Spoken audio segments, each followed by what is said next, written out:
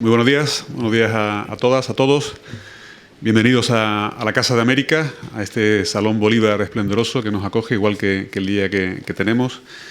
Un verdadero placer recuperar la actividad presencial, especialmente en el campo de las artes y de las culturas. Y como Casa de América, muy contentos de tener este evento aquí en nuestra sede. Estaban recordando además que es un poco una vuelta a los orígenes, porque Iberseries ya se presentó aquí hace 2 o 3 años. Me recordaba Teresa, la responsable de cine de Casa de América, a la que le agradezco además toda la organización desde la Casa de América, así como todo el equipo que le ha ayudado a preparar este evento.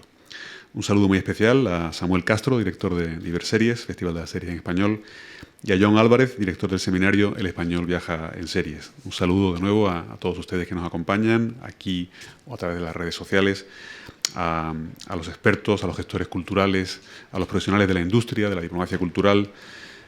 Seguro que todas sus reflexiones van a ser muy valiosas en este ejercicio que estamos haciendo en el campo audiovisual.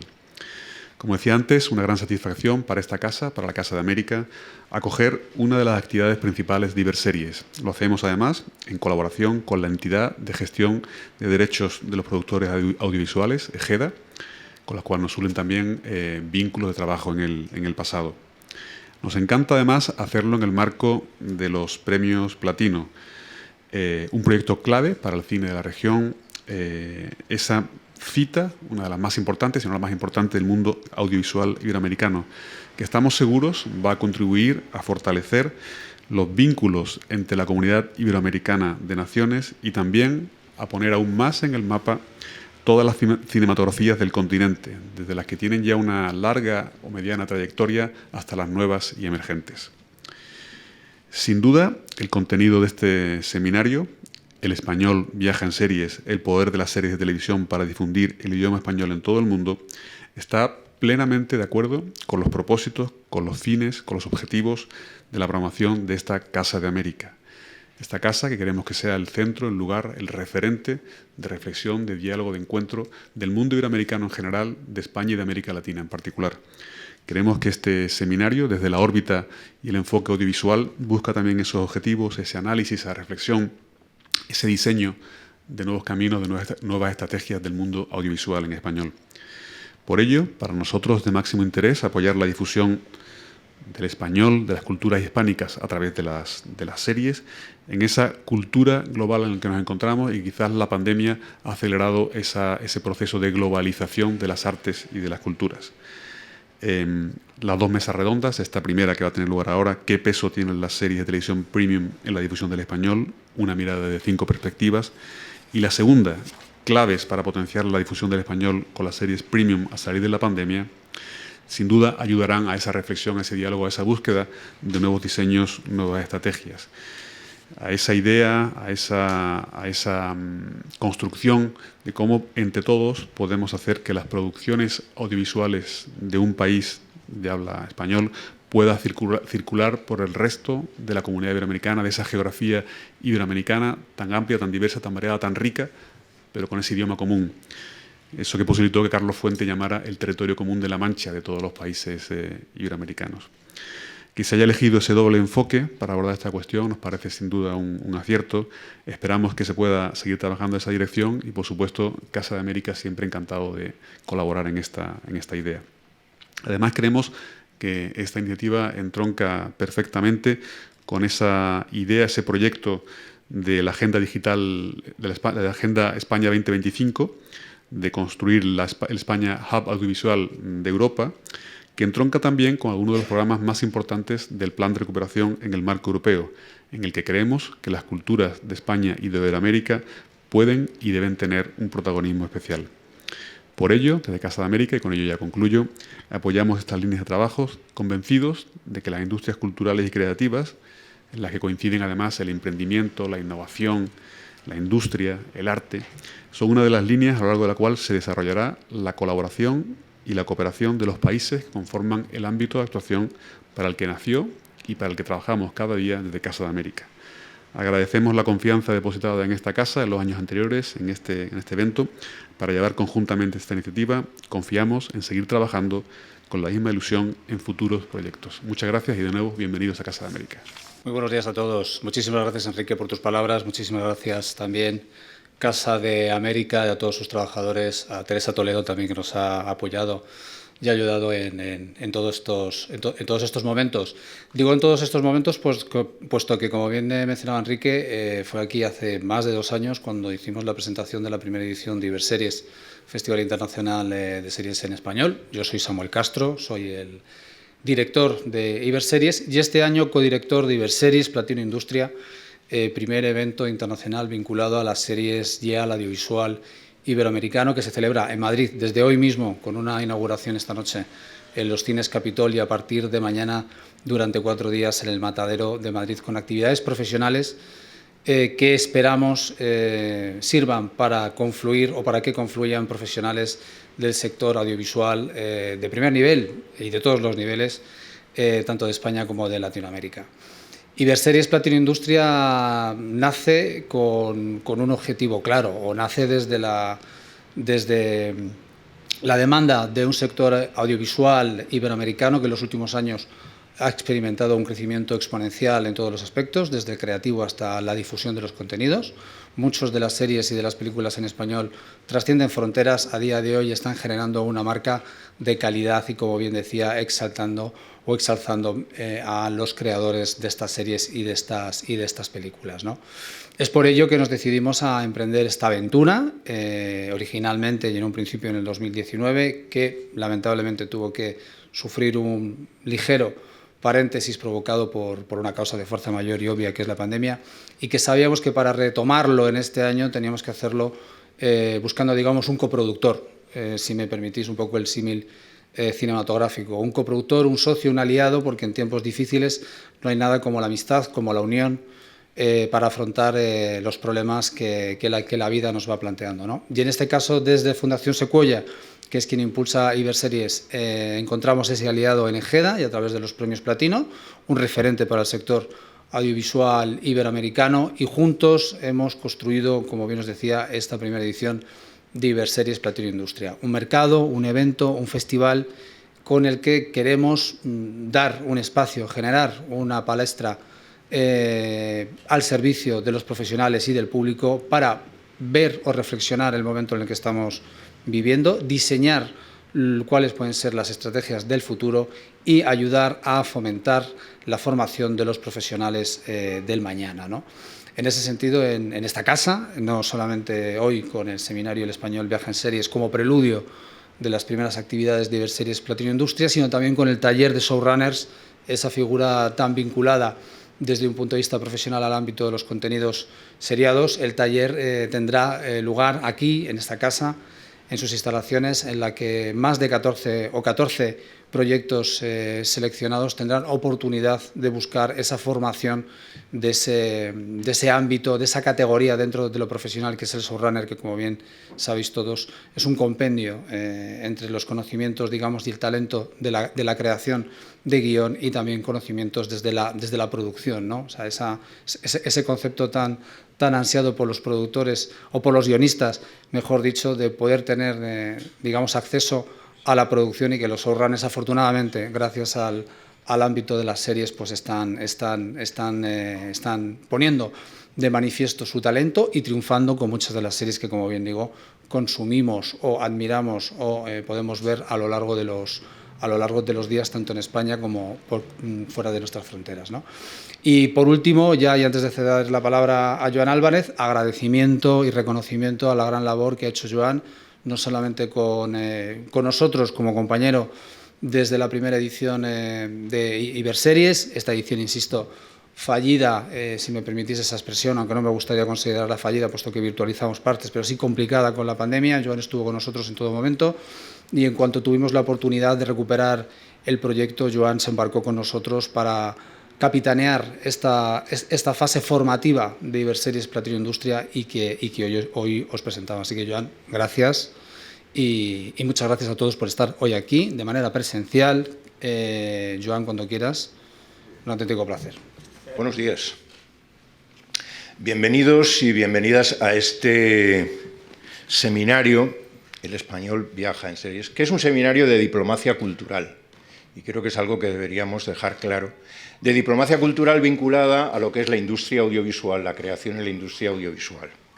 De manera que, si la expectativa era otra, ya saben que están en eso, en un seminario de diplomacia cultural. La diplomacia cultural es algo relativamente desconocido, es algo que se practica, pero que no tiene mucha reflexión todavía, al menos en lo que es nuestro ámbito de actuación, y que provoca también reacciones un tanto curiosas. Hace como 3 años, recuerdo que le comenté al director del Instituto Caro y Cuervo, que está aquí en Madrid, que íbamos a hacer un seminario sobre diplomacia cultural, y me dijo, ¡ah, qué sexy! Entonces, bueno, pues no está, me llamó la atención que ese fuera el calificativo. Pero curiosamente, la semana pasada, hablando con el director y la directora general de la revista El Malpensante de Colombia, una de las revistas de referencia en América Latina, les comenté que acababa de escribir un artículo sobre diplomacia cultural, sobre los orígenes de la diplomacia cultural en España, y me dijeron, ¡qué sexy la diplomacia cultural! De manera que empiezo a pensar que la diplomacia cultural es bastante sexy, por lo menos en Colombia, Pero bueno, de esto es de lo que vamos a hablar.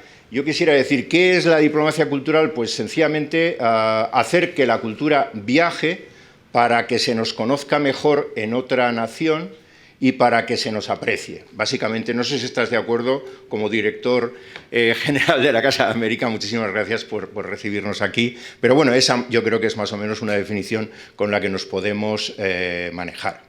Si pensamos en 2 productos audiovisuales, Roma, la película de Alfonso Cuarón, y La Casa de Papel, la serie escrita por Alex Pina, y los vemos en su viaje, lo que podemos distinguir son, por así decirlo, 3 dimensiones.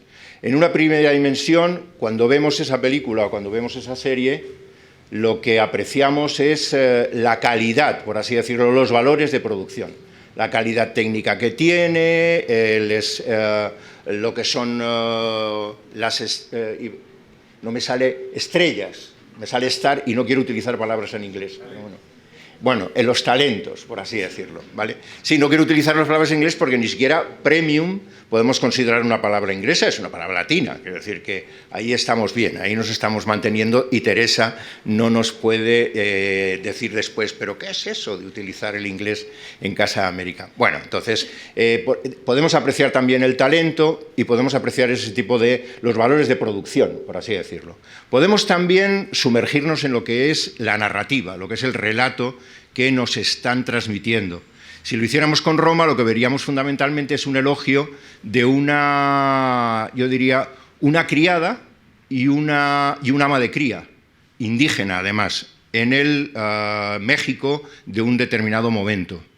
Algo que tuvo una consecuencia realmente notable, y es que se cambió la legislación que había en México, y en Estados Unidos se provocó todo un movimiento en favor, digamos, de la dignificación del trabajo de las criadas, por así decirlo, ¿vale? Lo que aquí se llamaría Kelly, que eso sí que es eso no es una palabra muy española, creo. Bueno, en fin, no lo sé.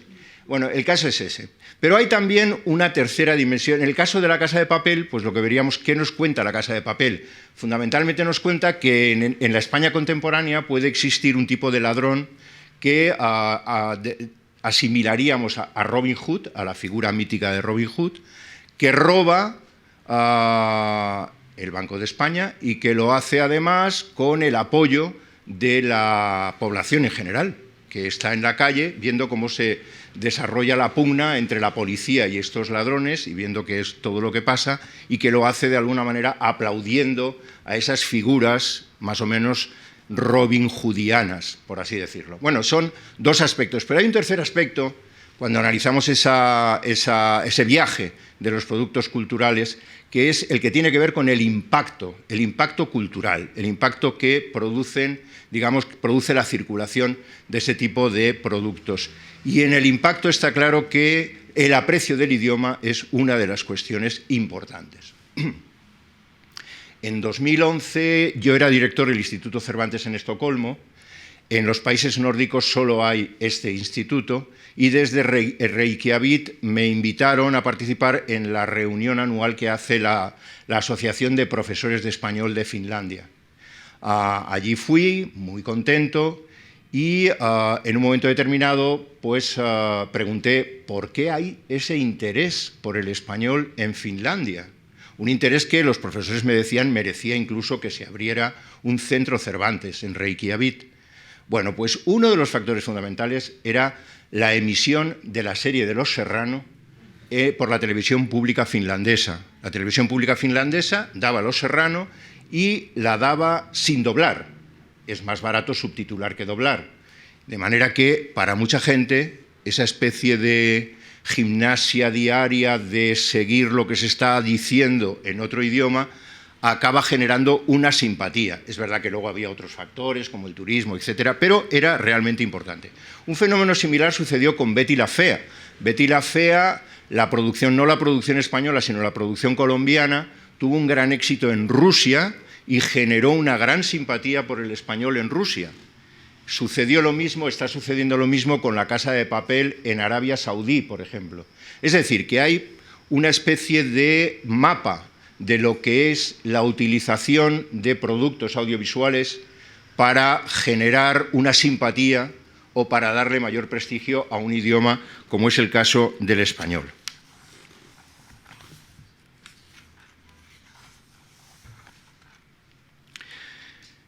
Las series, les digo, son ese vehículo. Lo son todavía más las series premium. Son series que se hacen con valores de producción absolutamente cinematográficos. Samuel hablaba de lo que es, por así decirlo, el buen momento que tiene la producción de series, y no solo la producción, yo diría que también la distribución. Estamos hablando de una distribución, de un cambio en la distribución absolutamente radical, de la aparición de plataformas que nos permiten ver la serie recién producida prácticamente en cualquier lugar del planeta. Todo eso son cosas que han cambiado y son cosas que hacen necesaria una nueva manera, una reflexión, una nueva manera de pensar lo que es la diplomacia cultural de las series, del audiovisual, del cine y del audiovisual. Y esto es lo que de alguna manera vamos a tener aquí durante esta semana, durante esta mañana, no semana, sino mañana. Lo vamos a hacer con los dos aspectos que ha señalado el director general de Casa de América. Por un lado, vamos a ver cómo circulan las series en el territorio de La Mancha. Yo también tenía esa metáfora. ¿Qué vamos a hacerle? Entonces, vamos a ver cómo funcionan de un país a otro. Es importante, y en el caso del español es particularmente importante porque es un idioma, a diferencia del inglés, que permite los acentos, acepta los acentos diferentes y no se rompe para nada lo que es la unidad de comunicación. La unidad de comunicación es uno de los, factores diferenciales del español con respecto a otros idiomas, y es que se puede hablar de muchas maneras sin perder la capacidad de comunicación. Bueno, pues eso las series también lo están, por así decirlo, poniendo sobre la mesa, y tenemos que ver qué es lo que pasa. Yo recuerdo Paz Alicia García Diego hablaba en ocasiones de que era absolutamente necesario subtitular algunas películas, por ejemplo, chilenas que se veían en México o mexicanas que se veían en otro país, porque el grado, digamos, de diferenciación fonética era muy grande. Y es verdad que hay una gran diferenciación fonética, pero no la hay léxica ni la hay gramatical, lo cual es muy interesante con respecto a lo que puede ser, por así decirlo, esa diplomacia cultural del español. Y la otra cuestión es cómo mejoramos la difusión de las series y del español con las series a nivel global. Realmente esta es una gran apuesta, y es una de las grandes apuestas que tiene, por así decirlo, la cultura de las próximas décadas. El proyecto de España, también he visto, director, que no decías Spain, sino España, España Audiovisual Hub, también es otra de las apuestas que hay ahí, ver cómo conseguimos darle a las series del español y al audiovisual en general por así decirlo, una marca distintiva o un camino de distribución más potente del que tiene ahora, aunque ciertamente es potente. Bueno, para tratar de todas estas cuestiones contamos con unos invitados que son, yo diría que inigualables, es decir, que lo que nos digan ellos realmente va a ser una quinta esencia de lo que se puede decir y pensar acerca de este asunto. Hay además dos moderadoras, Carla Guimaraes, que está aquí, y Marta Tarín, que son dos mujeres jóvenes y talentosas, cada una en su terreno de especialización, a quienes daremos, por así decirlo, la batuta para que nos dirijan en esta mañana. Este seminario, como decía Samuel, surgió hace aproximadamente 2 años, Teresa, y empezamos a hablar de este seminario.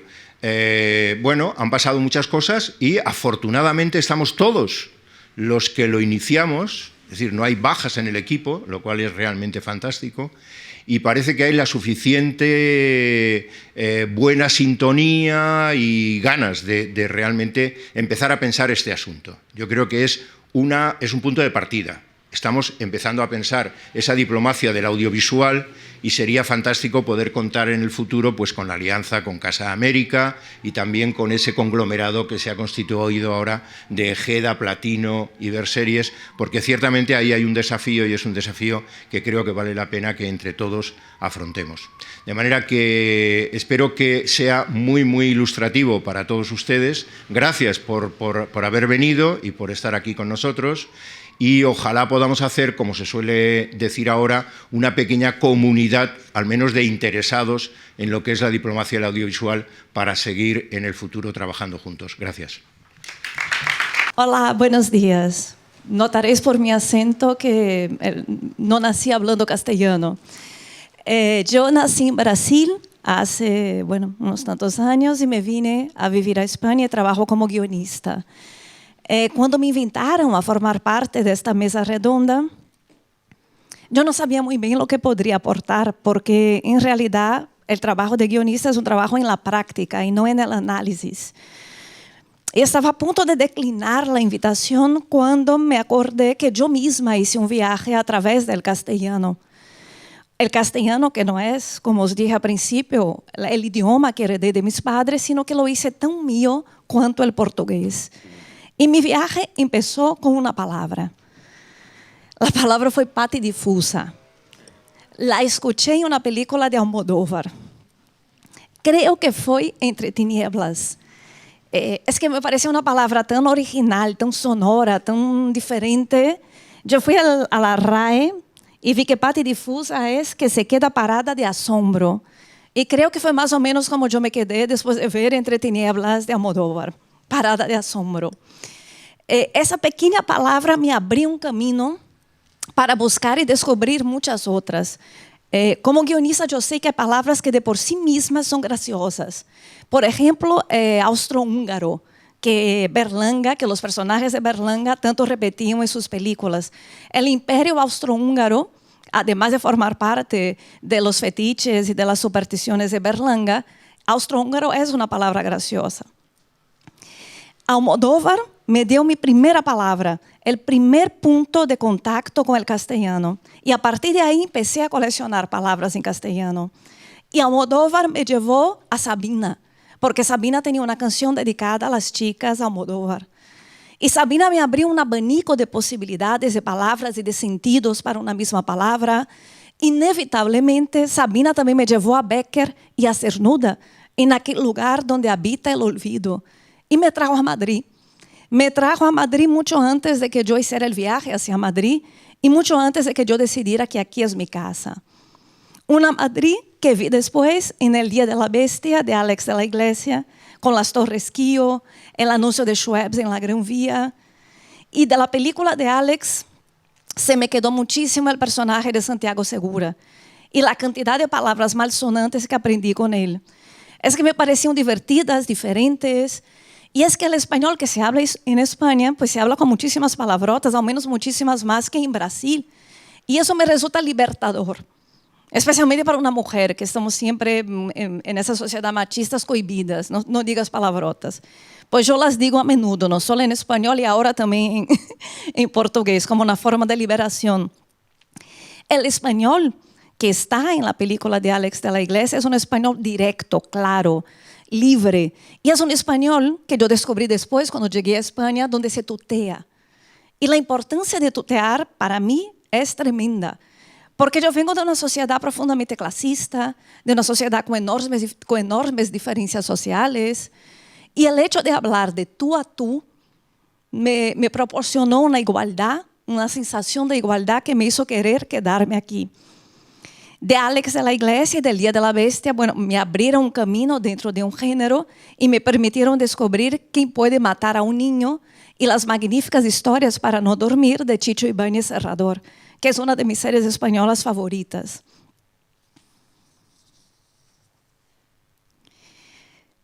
Las palabras, la poesía, las palabrotas, la manera de ver la vida que encontré en canciones, películas y series allanaron el camino que me trajo a España, creo que hace ya 20 años. Ahora soy una de las que se dedica a esparcir ese idioma por el mundo. Un castellano que me era totalmente ajeno y que ahora lo siento como propio. De todo ello tiene la culpa Almodóvar. Y aquel día que escuché aquella palabra, patidifusa. Hoy estamos aquí para hablar de palabras, de idioma y de series. Tenemos con nosotros a Sergio Cabrera, guionista y director, a la profesora e investigadora Conchi Cascajosa, que es una verdadera enciclopedia de la televisión, al escritor Fernando Rodríguez de la Fuente. Viene de camino Fernando Rodríguez de la Fuente, secretario de redacción de la revista Occidente, que fue director del Instituto Cervantes, y el director de GECA, José Enrique Lozano. Entre todos, cada uno dentro de su especialidad, intentaremos dar una visión global sobre el boom, ese fenómeno de las series españolas, y la importancia de este hecho para que el castellano viaje mucho más allá de nuestras fronteras. Yo creo que para José Enrique Lozano, cuando hablamos antes de venir aquí, él me dijo que cree que el secreto del boom de las series españolas está en el talento, en la calidad que tienen esas series.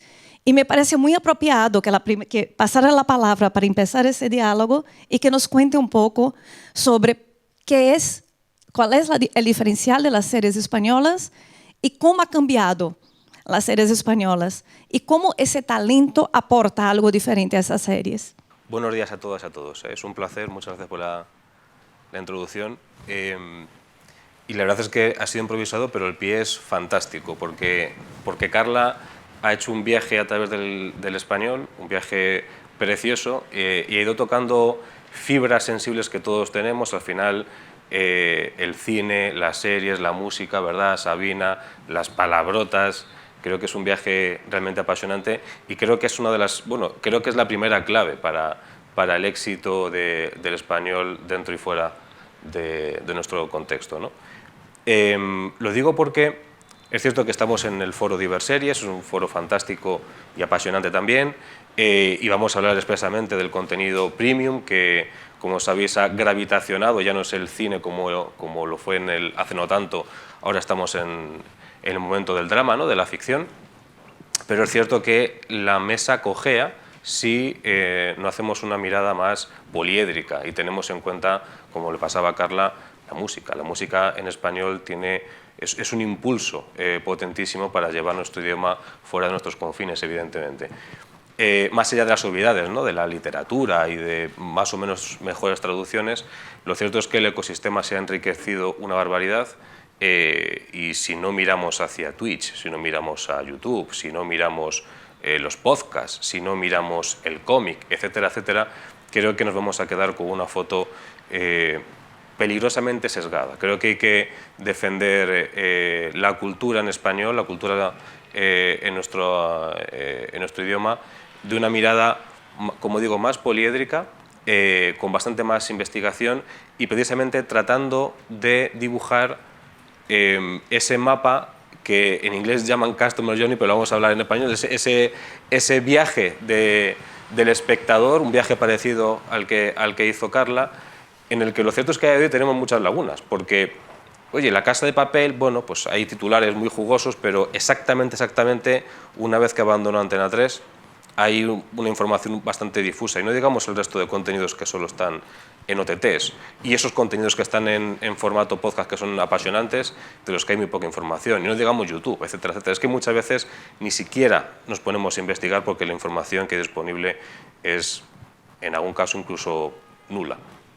Entonces creo que tenemos que investigar de manera global el viaje de los espectadores, entender mejor cómo se van nutriendo y cómo se va enriqueciendo la dieta cultural de los diferentes tribus de interés o de demanda, desde que se levantan hasta que se acuestan, porque nos levantamos, vamos en nuestro coche o en un transporte público, quizá escuchando música, quizá escuchando podcast, quizá escuchando radio, y todo eso también es una cultura importantísimo para, como elemento vehicular, como digo, del español.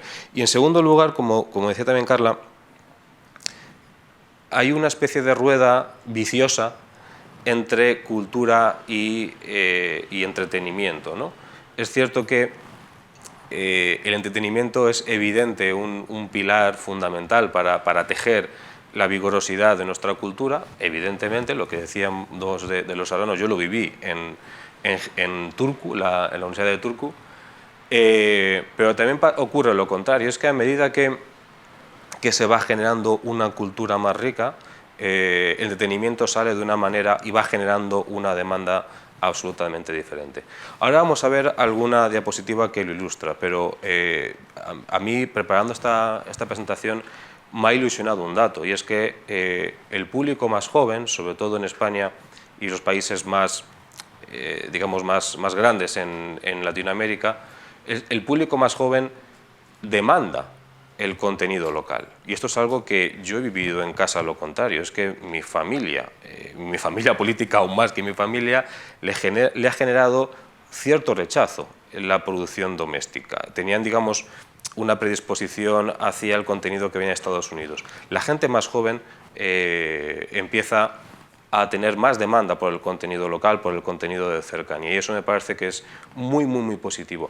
Pero ocurre otro factor, depende de cada país, que creo que, bueno, que por lo menos es inquietante. En Estados Unidos la comunidad latina ya está por encima de los 62 millones y creciendo, aunque el crecimiento se ha ralentizado, y lo que ocurre es que las segundas, terceras generaciones abandonan el español.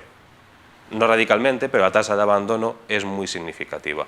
Los matrimonios mixtos, el componente latino abandona su cultura, incluso abandona su catolicismo en muchos casos, y lo que a mí me parece más llamativo, ya no se autodefine como latino, sino como multicultural o multiétnico. Con lo cual creo que también hay que generar, ayudarnos del media o del entretenimiento para generar una cultura aspiracional para que gente más joven que no está viviendo en un hábitat puramente latino quiera seguir siendo latino en un futuro. Y ahora voy a ir muy rápido en varias diapositivas para ilustrar un poquito el contexto en el que esto está ocurriendo, ¿no? En primer lugar, el hábito de pagar por contenidos de pago, por contenidos premium de calidad, se puede decir que es un mercado maduro. Hay alguna diferencia. En general, digamos que estamos en toda Latinoamérica en torno al 80%. Brasil no lo parece aquí, pero está un poquito por debajo, Uruguay un poquito por encima. Pongamos que el 80%. El 80% es una cifra de madurez, sin ninguna duda.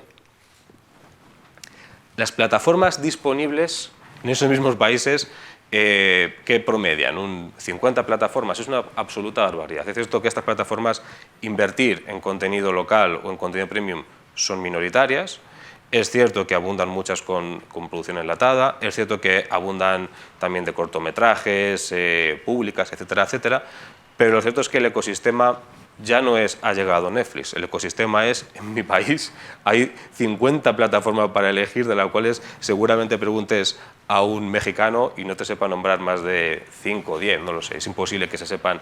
Hemos hecho consultorías allí, a ellos mismos, no conocía mucho más de la mitad de las plataformas que hay disponibles en cada territorio. Es decir, el modelo bajo-demanda como hábito de consumo evidentemente llegó, pero es que a nivel industrial evidentemente ha llegado, fluctúe como fluctúe.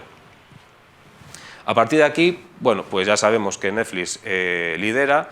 Esto es, digamos, la agregación de toda Iberoamérica. Evidentemente hay notabilísimas diferencias según territorios. Y en muchos territorios ya el tercer, cuarto lugar viene a ser ocupado por plataformas que no son, digamos, totalmente mainstream como Prime, como Netflix, y ya se empiezan a ver pues, Flow, Blim, etcétera, etcétera, con un carácter más doméstico, aunque pertenecientes muchas veces como brazo armado de un gigante local, ¿no? Bueno, el market share, esto si alguien quiere que se lo, luego os lo reenviamos. Como digo, Netflix es el claro dominador y en muchos países se empiezan a sumar pues esto, los Claro Video, los Flow, etcétera, etcétera. Esto es muy relevante. ¿Por qué?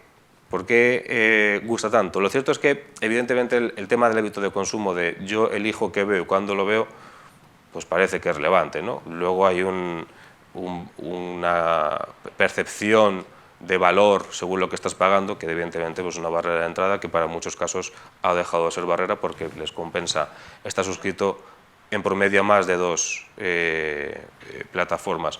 Pero lo cierto es que tener contenidos en exclusivos, contenidos premium de calidad, es un peso muy, muy relevante para que una plataforma genere audiencia. Y luego, pues bueno, hay alguna diferencia por país, pero como decíamos, las series y el cine son la locomotora. Evidentemente, pues las hay, ya conocemos algunas que tienen deporte, con diferentes fortunas a nivel internacional, pero no hay ninguna duda, el combustible del entorno bajo demanda es las series y el cine a escala global y específicamente en el latinoamericano. En cuanto a estrenos de ficción, para España y Latinoamérica, también muy rápido, en general lo que ha ocurrido disruptivo es que se está produciendo más, se está produciendo mejor y en general se está abandonando la telenovela por el drama. Y también en general nos estamos dirigiendo hacia una dieta mucho más variada. Ahora de repente se está poniendo de moda la comedia en muchos países, digamos que hay más géneros disponibles y la oferta es más rica y más variada de lo que era en el pasado. Eso tiene pros y contras. Yo recuerdo estar en China o en la India, contrataron una guía local, hablaba español como de Valladolid y había aprendido con las telenovelas. Pues ahora creo que el entorno ha cambiado y el contenido pues ha cambiado con el que tiene que formarse, ¿no? Como vemos en Brasil, lo que llamamos en el 21, aquí no aparece, parece que Brasil tiene una tendencia ligeramente bajista, pero al final toda la región está muy estabilizada después del comprensible pinchazo durante la pandemia, ¿no? En Argentina, un poco por el estilo, la comedia es, en este caso, un crecimiento notable. Lo que llamamos el 21 parece que se están retomando cifras del 19, previas a la pandemia. En Chile, bueno, sabéis que Chile tiene un componente muy atrevido, son especialistas en ir un paso por delante del resto del mundo y fueron los primeros en probar la telenovela turca, los primeros en probar cosas chinas, taiwanesas, malasias, de la India, etcétera, etcétera. Me refiero a nuestro entorno latinoamericano.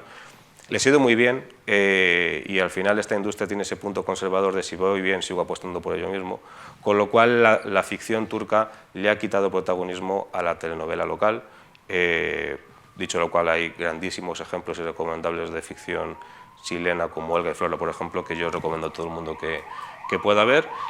Lo que llamamos del 21 se están otra vez retomando cifras del 19, parece, aunque no ha acabado el año.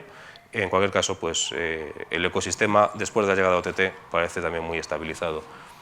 En España, pues, el crecimiento es importantísimo y parece que vamos a seguir creciendo y, como digo, cada vez más variado con géneros que antes eran prácticamente impensables.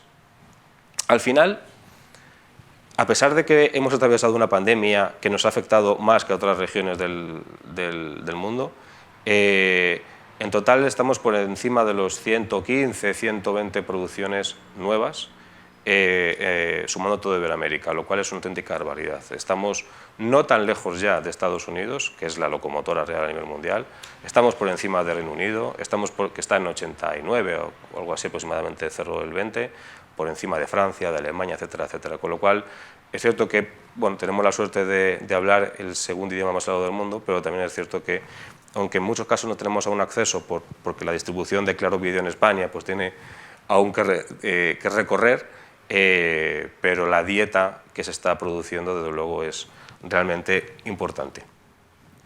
Y luego, respecto a hábitos de consumo, esto es lo que decía al principio. Al final estamos dirigiéndonos a un entorno en el que al individuo le da igual la nacionalidad, y imagino que todos los que estamos aquí lo hemos visto en casa, que de repente estamos viendo en una plataforma OTT una serie danesa, o una serie alemana, o una serie israelí, que últimamente a mí me encantan, y antes era impensable. Es cierto que no estaban disponibles, pero es que a lo mejor estuviesen disponibles en Antena 3 o en Telecinco, nadie las hubiese visto, y ahora las ves y además pues te gustan mucho. Con lo cual creo que hay un marco de competencia que es, creo que algo más complejo, pero con talento se puede solventar. Lo siguiente que vemos es que, fijaros en la gente joven, 18-34 años, desbarra el interés por la producción doméstica. Y esto es un cambio de tendencia importante respecto a años anteriores, y hay que acogerse a esto. Como decía al principio, el contenido de cercanía en la gente joven está calando, y hay que conseguir que se queden a medida que se van haciendo mayores y que la gente joven siga nutriendo e engordando ese segmento. Respecto a los idiomas de acceso, es cierto que estos datos son de España. En general, en España sigue habiendo, porque ha sido así siempre, y porque nuestro doblaje es muy bueno, ha habido una alta demanda del contenido doblado, pero es cierto, y esto sí es obvio, que la gente más joven cada vez de manera más prominente está demandando contenidos en versión original con subtítulos, y también va creciendo, aunque aún sigue siendo tímido, el público que prefiere verlo en versión original incluso sin subtítulos, imaginamos, porque maneja bien el idioma local. Entre las plataformas hay alguna diferencia no muy notable. Llama la atención que en A3 series, pero bueno, al final también depende mucho de la serie que estén estrenando, etcétera, etcétera, entonces tampoco le doy mucho vigor.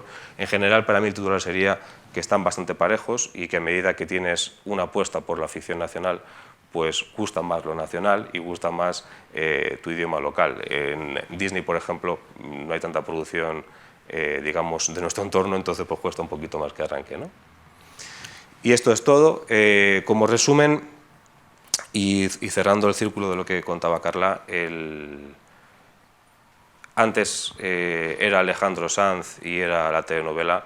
Ahora el universo es mucho más difícil, está mucho más fragmentado, hay que abrirse hueco entre muchos más competidores, ya no es el segmento de compito contra la Paramount, ahora tienes que competir contra producciones de todos los países, y para esto hace falta generar esa cultura del gusto por la cercanía, y hace falta defenderse, por supuesto, con inversiones, pero por supuesto con el talento doméstico, que es, por fortuna, muy amplio y muy rico. Estamos produciendo muchísimas series y con mucha calidad.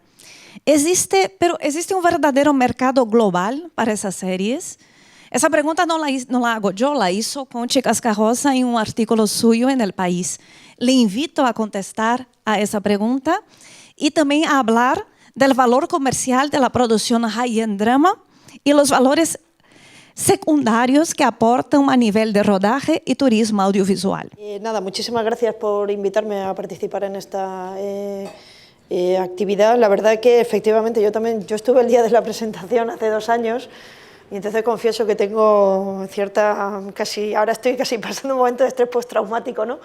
de la pandemia, recordando ese día, y bueno, lamentablemente no se pudo hacer con su forma tradicional. Yo le agradezco mucho a Samuel su constancia en la celebración del evento, porque es evidente que todo lo que tenga que ver con reivindicar el valor, sobre todo también el valor económico de las series de televisión, me parece fundamental, y a Joan, ¿no?, también por invitarme a este nuevo evento, aunque es verdad que han pasado muchas cosas, a todos nos han pasado muchas cosas en periodo.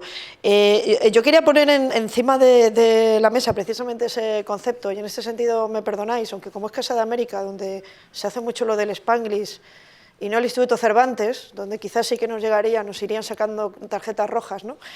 Pero sí que es verdad que cuando Joan me contactó para la nueva versión de la mesa, le pregunté precisamente por lo de premios, ¿no? Por si estábamos hablando de series exclusivamente, ¿no? Para servicios de pago, pensando un poco también en hacer alguna formulación que tenga que ver desde el punto de vista de la radiotelevisión pública, que es donde también ahora estoy en el Consejo de Administración de RTV. En este sentido no vengo a hablar específicamente de RTV o a representar a RTV, pero sí que creo que hay un elemento que se tiene que poner encima de la mesa a propósito de los servicios de televisión pública en este nuevo contexto. Para mí ese concepto, los británicos, sobre todo de cara a exenciones fiscales, lo consideran las series de televisión que tienen un presupuesto mayor por capítulo de un millón de libras. Es verdad que quizá para el contexto de la televisión británica, pues 1 millón de libras no es un presupuesto muy elevado, pero es verdad que si eso lo traemos al contexto particularmente español, donde hasta hace relativamente poco el presupuesto medio de un capítulo de una serie de máxima audiencia, de una serie semanal, estaba entre 500 y 600.000 euros, pues pensar un poco en el equivalente de capítulos de 1 millón de euros, pues obviamente supone un salto cualitativo por parte de la industria. El Observatorio Audiovisual Europeo hace unos meses publicó un estudio que, aunque no eran demasiado rigurosos en el sentido de ese concepto en relación al presupuesto, porque como supongo que todos y todas sabéis, es complicado, ¿no?, tener acceso a esa información, sí que al menos intentaba ubicar a España dentro de este nuevo contexto. Yo tengo algunas ideas anotadas que me gustaría que en esta intervención fuera también un poco para lanzar reflexiones e ideas. Y es si verdaderamente nos conviene más apostar por la cantidad de contenido audiovisual producido o por una cierta calidad asociado a series que verdaderamente tengan unos valores de producción, que sean unos valores de producción significativos y que por tanto puedan entroncar, aunque no lleguen al 1 millón de euros por capítulo, pero sí que puedan entroncar dentro de esa definición de serie premium o de high-end drama, y en este sentido que supone para el contexto actual de la propia industria en España. Según datos del Observatorio Audiovisual Europeo, España era el segundo país europeo de los que ellos estaban haciendo esta medición en horas de producción. Es decir, que verdaderamente tenemos una gran maquinaria de producción. Evidentemente el talento es un elemento esencial, y ahí coincido con Enrique, que verdaderamente hay muchísimos profesionales formados que se derivan de un modelo fuerte de producción, pero también tengo la sensación, y eso también tiene que ser algo que tenemos que tener en cuenta, que yo tengo la sensación de que mucha de la ficción española durante mucho tiempo también se ha articulado sobre eso que se viene a llamar el BBB, bueno, bonito y barato. Es decir, tengo la sensación de que se ha creado una industria articulada en producir mucho contenido a bajo coste. Y de hecho, pensar un poco en que un capítulo de una serie diaria está entre los 50 y 60.000 euros, yo verdaderamente me parece que producir una serie diaria, creo que algunos aquí han tenido experiencia, es extraordinariamente difícil. Por los limitados de los presupuestos nos tiene que hacer pensar con cuál de esos dos modelos quizá, o con cuál hay que apostar, es decir, por producir mucho dentro y seguir produciendo muchas horas, o intentar aspirar a este cambio de modelo que se está anticipando. Yo tengo la sensación de que uno de los elementos que hace o que ha hecho atractivo también al audiovisual español, y por eso también ha sido un lugar aceptablemente privilegiado dentro de esta noción de los centros, ¿no?, de producción que se han puesto en marcha últimamente, también tiene que ver con que es barato producir aquí. Es decir, también tenemos que saber que ahora mismo estamos más cercanos como centro de producción con lo que está ocurriendo en algunos países de Europa del Este para la propia ficción internacional. Hay muchísimas series que se ruedan en República Checa, que se ruedan en países de Europa del Este, que tienen buenas infraestructuras, muchísimos técnicos, y que ofrecen, en este sentido, costes mucho más asequibles que en los países o dentro de ese grupo de los 5 países principales en términos de producción audiovisual, que es nuestro espacio natural. Nuestro espacio natural siempre ha sido vernos en relación a Alemania, a Francia, a Reino Unido y a Italia, porque siempre hemos estado dentro de ese grupo de los 5 grandes motores audiovisuales europeos.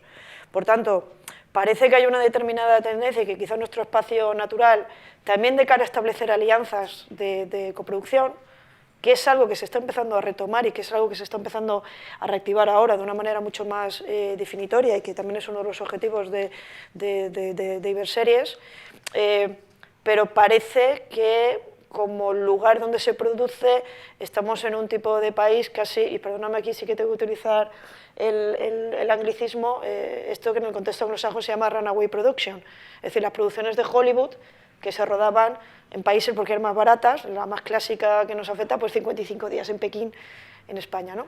Por tanto, verdaderamente creo que ahora es un momento en el que quizá tenemos que hacer una reflexión también como industria, y aquí yo creo que la radio y televisión pública y los poderes públicos y las instituciones tienen un lugar y tienen un momento que pensar, porque creo que no nos podemos convertir únicamente en un lugar donde sea barato producir, sino que verdaderamente tenemos que aspirar a hacer otro tipo de producción.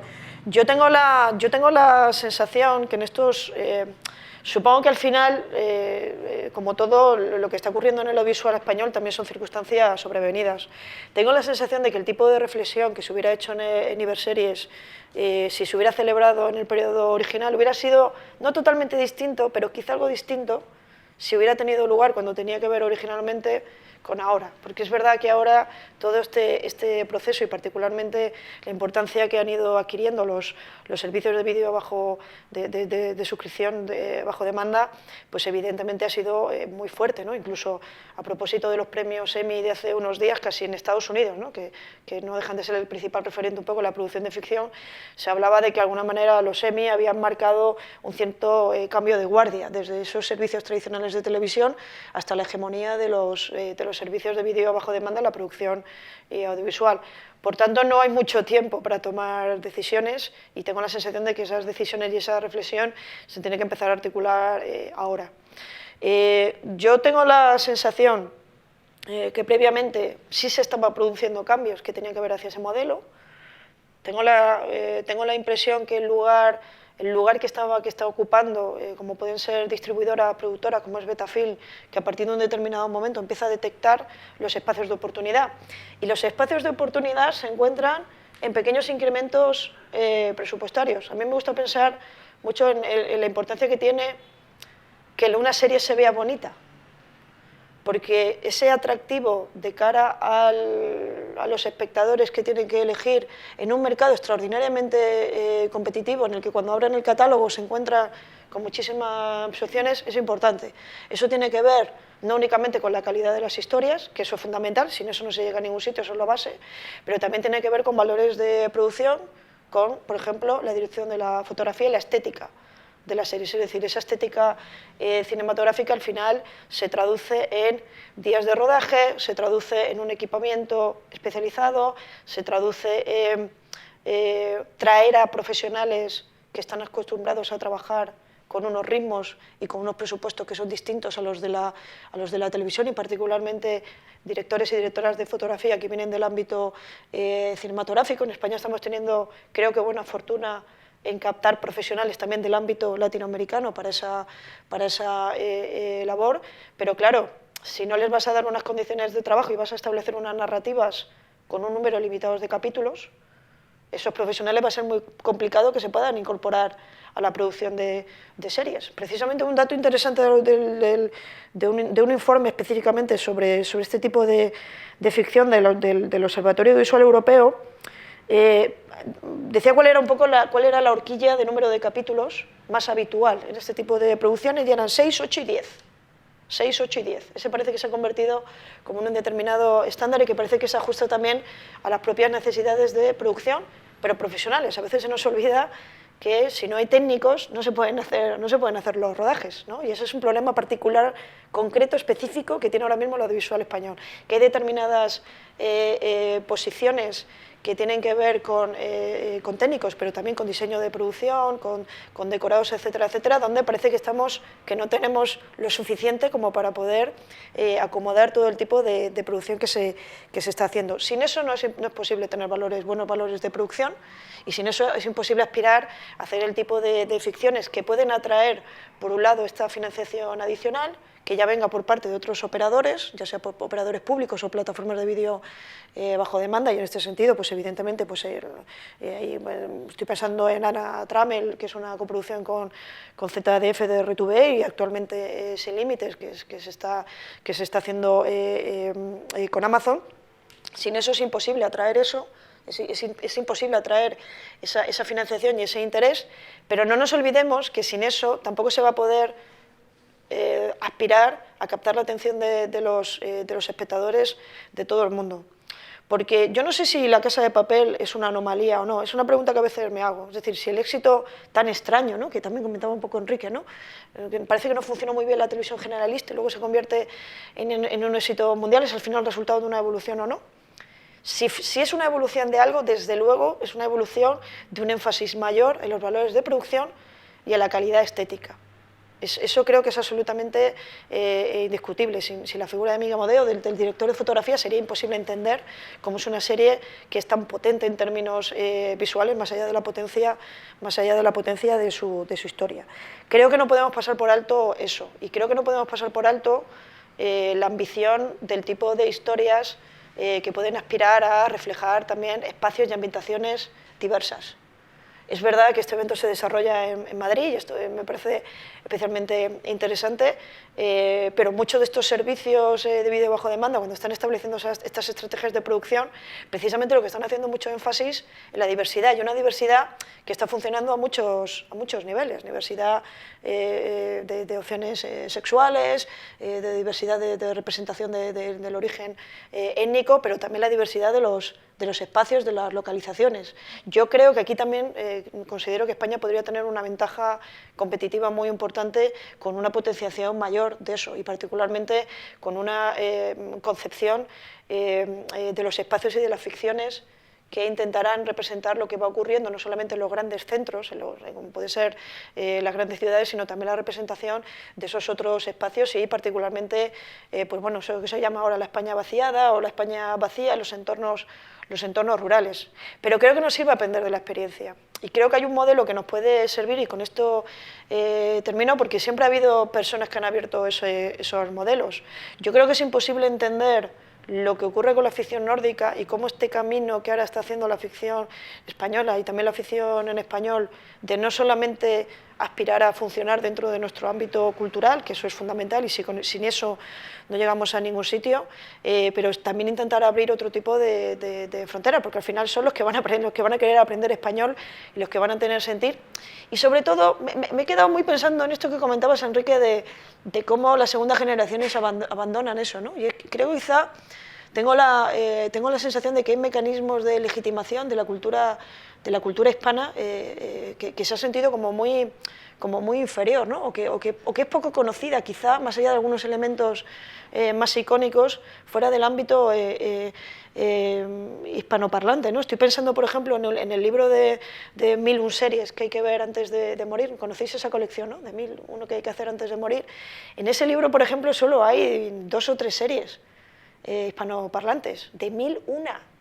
Quiero decir, te sirve para ubicarte, que más allá de la proyección que tenemos de nosotros mismos, cómo nos ven desde fuera, cómo nos ven desde otros ámbitos. Yo tengo la sensación de que hemos tenido una gran dificultad de legitimación de la propia cultura hispana, y en este sentido creo que las series tienen que hacer una labor, pero creo que también para eso las series tienen que entroncarse en el espacio, en el lugar, en el tiempo, contar historias que nos importen, y también saber que la riqueza de los países también está en los espacios. Creo que una de las cosas que hicieron muy bien los nórdicos es no renunciar nunca a eso. Cuando se habla con profesionales nórdicos, siempre te dicen que si no es local, no va a funcionar fuera. Pero lo local también empieza en el espacio, en la representación del espacio, en que sea un espacio que sea identificable. No significa que lo hayas tenido que visitar, pero que sea un lugar que se reconoce. Es decir, que no sean esas ciudades sin nombres, esos lugares inventados, esas narrativas que no se sabe muy bien dónde se desarrollan, sino que estén bien imbricadas en la realidad de los países, porque eso al final es una de las cosas que puede hacer que de manera secundaria pues se pueda producir ese valor. La serie que más atrae a turistas a España es Juego de Tronos. Ahora supongo, pero pensar, por ejemplo, que en el caso de las Islas Baleares, yo ahora estoy dirigiendo una tesis doctoral sobre eso, la importancia que tuvo la serie The Night Manager, que fue una serie que tuvo mucho éxito en el ámbito anglosajón y en Alemania, para el turismo en Mallorca, que fue donde se rodó y que cuando llegaron allí a rodar la serie se quedaron encantados. Iban a rodar X escenas y decidieron ampliar, cambiar elementos del plan de producción para seguir. Hay artículos que podéis leer y hay incluso reseñas, podéis visitarlo en TripAdvisor y podéis encontrar reseñas de lugares específicos de Mallorca donde citan las series de televisión que han visto y que les ha inspirado a visitar ese lugar, y que por tanto creo que esas grandes series, esos grandes proyectos audiovisuales son también lo que al final acaban generando esa cadena de valor que termina, que empieza en las series, que empieza en los rodajes y que termina en los turistas que vienen a visitarnos. Así que bueno, estas eran algunas ideas que quería poner encima de la mesa y muchas gracias de nuevo y nada, encantada de formar parte de este debate. Muchas gracias. Conchi, aprovecho que tú has hablado de La Casa de Papel y te hago una pregunta que yo creo que es mucho más de guionista, descontenta con la televisión que conocemos, la televisión que como público, porque tengo la sensación que La Casa de Papel se quedó pequeña para Antena 3. O sea, ¿cómo funcionan las teles? Con las audiencias que a veces fulminan una serie al tercer, cuarto capítulo, con una duración de 70 minutos, y eso ya está cambiando, pero era una duración muy difícil para mantener una dramaturgia interesante. Entonces, en Netflix, allá va y encuentra un espacio con una duración menor, con todos los capítulos ya producidos y que tú puedes acceder a ellos. ¿Tú crees que la televisión está perdiendo ese espacio y cómo podría volver a ganar? ¿Te refieres? Sí, yo creo que seguramente la estructura de Netflix se ajustaba mejor, pero la realidad de los hechos es que uno de los grandes éxitos recientes de Netflix, La cocinera de Castamar, es una producción también de televisión en abierto.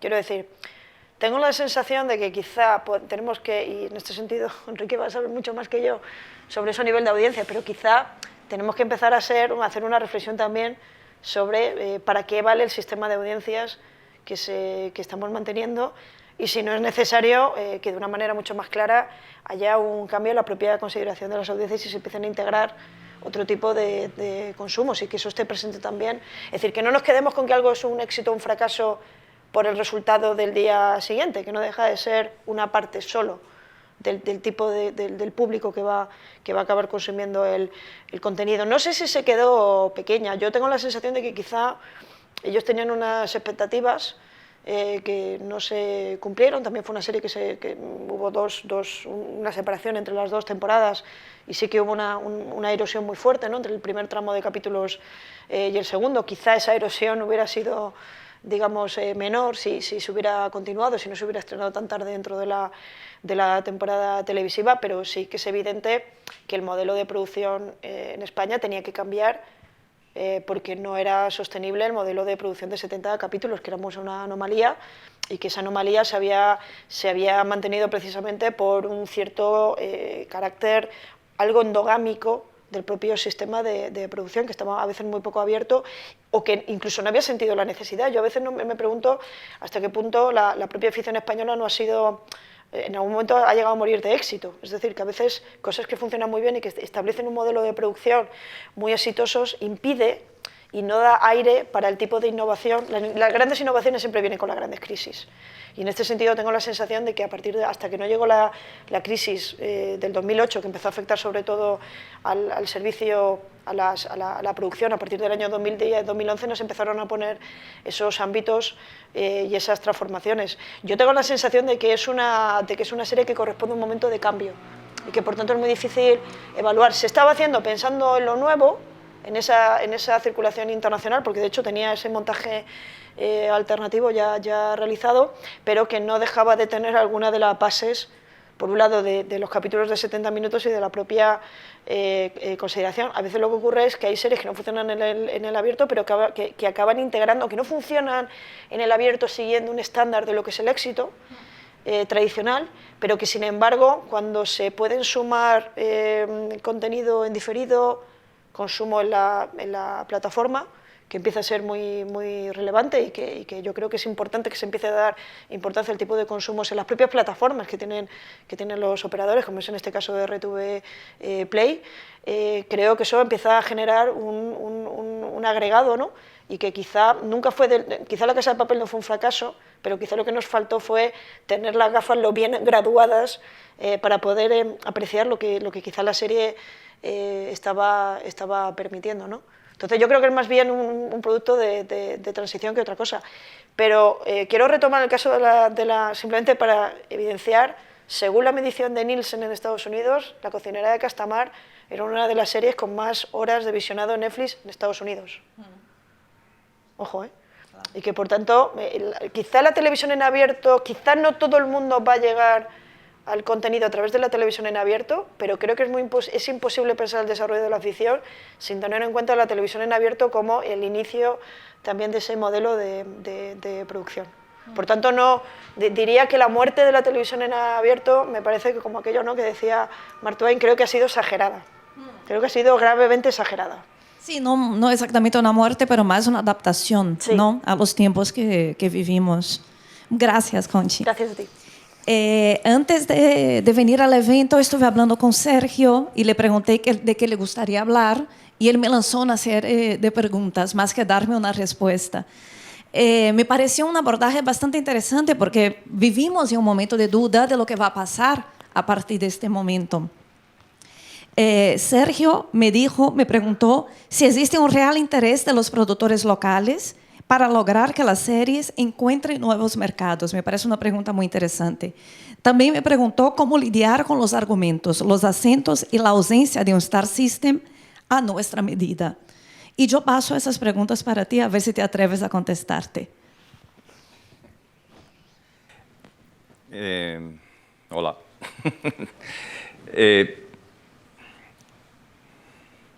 O sea, en mi experiencia, pues no quiero ser aguafiestas, pero en mi experiencia las series españolas no viajan tan bien como nos gustaría o como a veces pensamos que sucede. Hay en efecto casos específicos como el de La Casa de Papel, pero justamente el de La Casa de Papel es un caso de una serie que no es española, o sea, es española en la producción, pero la historia, el contexto, todo lo que sucede podría suceder en Nueva York o en Singapur o en Bogotá. O sea, la serie no tiene ningún espíritu español y probablemente por esa razón fue que no funcionó muy bien cuando se presentó en Antena 3 y sí funcionó muy bien cuando salió al mercado global, porque quizá, no sé si esa era la intención de los productores y de los guionistas, pero la serie, al tener un componente neutro, pues funcionó muy bien en el mercado internacional, porque llenaba un poco la condición de película, de serie de entretenimiento, ¿no? Entonces, hay algo nuevo en la mirada de los espectadores, que en realidad ya no son espectadores, ahora somos clientes. Ya el concepto de espectador desapareció. Ahora yo en mi casa tengo 500 películas para escoger y escojo por temas y las veo 1 minuto, 2 minutos. Entonces, de repente nos hemos convertido en niños, ¿no? En niños que nos gusta ver historias, o sea, porque estas historias de superhéroes o estas historias de La Casa de Papel, que en principio están hechas como para una mentalidad muy primaria, es lo que le gusta al gran público. O sea, la gente no quiere ver Chernobyl, ¿no? La gente quiere ver La Casa de Papel. ¿Y por qué? Pues porque es un producto global. Entonces yo me pregunto, en el caso de las series que nosotros hacemos para el mercado, digo hacemos porque yo he hecho muchas series aquí en España y yo me he dado cuenta, hay de las series que yo he dirigido en España, por ejemplo, yo he dirigido una serie sobre Severo Ochoa, que trabajé con Joan, una serie sobre Adolfo Suárez, y durante 4 años estuve dirigiendo la serie Cuéntame, y de repente me di cuenta que la única serie que ha salido de España es Cuéntame. Y Cuéntame salía porque, aunque los productores no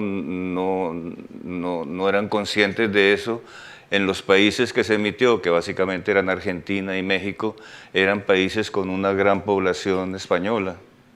Entonces, y una gran población española con nostalgia por aquella España de hace 30 o 40 años. Y entonces, de repente, esos productores, sin proponérselo, habían encontrado mercado en América Latina porque se habían dirigido a un público real, un público que existía. Sin embargo, las series españolas, las otras en que he trabajado, ni siquiera Adolfo Suárez, que era dirigida por un colombiano y una de las protagonistas era una actriz muy conocida en Colombia, que es esta Juana Costa, ni siquiera esa serie pasó en Colombia en televisión abierta. En Colombia, hasta donde yo sé, nunca, pero cuando digo nunca, es nunca, ha pasado una serie española por televisión abierta. Nunca. No sé en el resto de América Latina, creo que habrá muy pocos casos, porque a la gente no le interesan los temas españoles. ¿Y qué es lo que no interesa? O sea, se vuelve un hándicap el hecho de hablar con acento español. O sea, yo en algún momento, hace unos 5 o 6 años, hice una alianza estratégica con Boomerang, una productora española muy importante, que tenía en este negocio, en este joint venture no, negocio en común, entró todo el catálogo de Boomerang, ¿no? O sea, teníamos la posibilidad de vender todo el catálogo de Boomerang en la televisión de América Latina. En Colombia no logramos vender ni uno, eran más o menos 60 series, y una de esas series le gustó finalmente a los productores con los que yo trabajaba en ese momento, que era RCN. Dijo, esta serie está muy bien, esta serie sí es lo que nosotros queremos, pero hay que doblarla al español. Pero ¿cómo vamos a doblar una serie española que sucede en España y en Marruecos? ¿Cómo la vamos a doblar al colombiano? O sea, es un absurdo. Dice, hicieron unos test de sintonía y la gente no entendía. La gente no entiende el español. O sea, hay gente culta que ha viajado y eso sí, pero la gente del nivel popular, el nivel que ve la televisión abierta, no entiende. Y yo los comprendo porque yo tampoco entiendo en España, actualmente en España, cuando yo veo series españolas tengo que poner los subtítulos de sordos. Porque una cosita, los actores, no sé qué pasa con los actores españoles que no pronuncian, no tienen, o no sé si son los directores los que no se preocupan, pero ese murmullo permanente que es lo que piensan que es el mercado internacional es un desastre. O sea, a mí me pasa permanentemente. Desde luego no pasa con las películas dobladas, porque los dobladores sí pronuncian muy bien y es hasta desagradable el nivel de perfección en el doblaje. Pero entonces, de repente, una de las virtudes que debería tener las series en español se convierte en su principal defecto. O sea, que para que... O sea, la serie como Cuéntame, la ven españoles. O sea, la gran población española de México, de Argentina. Y el resto de los latinoamericanos no entendemos bien lo que se dice, por un lado, y por otro lado, los temas no interesan. O sea, efectivamente, como decía Marta, yo creo que en los casos de las series, el ideal es que hubiera argumentos que involucraran temas que interesaran a los dos hemisferios. como efectivamente logran hacer los norteamericanos, que o sea, hacen series y series y todas suceden en Los Ángeles o en Nueva York y logran llegar al mercado mundial porque hay un interés auténtico de llegar a ese mercado. Y son productos que tocan temas locales, pero que van al resto del mundo. Desde luego, una de las ventajas es que tienen un mecanismo de mercadeo muy efectivo y muy poderoso, pero yo siento que en la producción de series, tanto en España como en América Latina, no se está buscando llegar, o sea, intercambiar. Entonces tocábamos el tema de los acentos. O sea, es muy extraño. Yo sé que en inglés los actores pueden hacer todos los acentos a la perfección y nadie pone problema. Pero en las series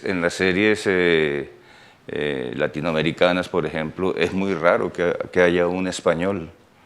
O sea, un actor español hablando como español, pues tiene que ser el gerente de una multinacional o tiene que ser, no sé, personajes muy específicos y viceversa. O sea, en las series españolas los latinoamericanos tienen que ser o el narcotraficante o la prostituta, o sea, que están encajonados. Y el acento, que debería ser una virtud, se vuelve un hándicap a la hora de producir. Yo creo que son temas que son temas de gran importancia, o sea, porque esto no solo sucede en la televisión, o sea, en el cine español, aunque no sea ese el objeto de estudio en este foro, el cine en español no viaja. O sea, en Colombia el único director de cine que logra colocar sus películas en salas de arte y ensayo, no en las grandes salas, es Almodóvar. O sea, Almodóvar en Colombia puede hacer, no sé, 50.000 espectadores. ¿Y por qué? Ni siquiera Alex de la Iglesia. O sea, el cine español en un país como Colombia no entra en la distribución comercial del cine. Algo raro pasa ahí, porque no debería ser así. O sea, sucede, yo soy consciente de que los cineastas españoles y probablemente los productores de serie también miran más hacia Europa, hacia Francia, hacia Italia, o sea, que son los países, pues son países fronterizos y son países donde hay más dinero. Pero resulta extraño que tanto en el mundo de la televisión como en el mundo del cine, me refiero a la televisión abierta, claro,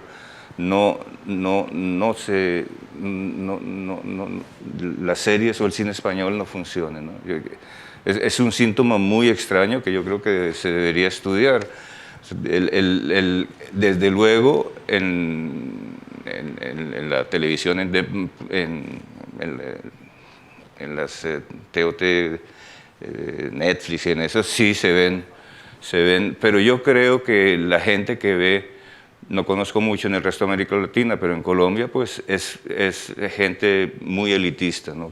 la que le llega. No es el caso de La Casa de Papel, que realmente es una serie que podría haber sido hecha en Estados Unidos, o sea, tanto por el nivel de producción, pero sobre todo por el argumento. No es una serie propiamente española, como si son la mayoría de las otras. Yo no he visto ¿cómo se llama? La cocinera de Castamar, ¿cómo se llama? Sí. Esa no la he visto, pero probablemente es un caso similar, no lo sé. Claro, también está, por ejemplo, el ejemplo de Narcos. Narcos es una producción americana que reúne gente de Latinoamérica, de diferentes países, incluso el protagonista es brasileño, hablando español, con su acentito que lo tenía. Sí. Y esa funcionó, ¿no? Claro, pero es una serie local. O sea, el encanto de Narcos justamente es que es una historia que sucede sea, bueno, en Colombia hubo quejas porque al principio, porque por el brasileño, ¿no? Por el brasileño, sí. Pero la serie agarró porque justamente no es un tema, el problema es global, ¿entiendes? Pero la narración es local. Sí. Esto es lo que sucede en Medellín, en Colombia y las relaciones con los narcos. Y fíjate que yo conozco el caso.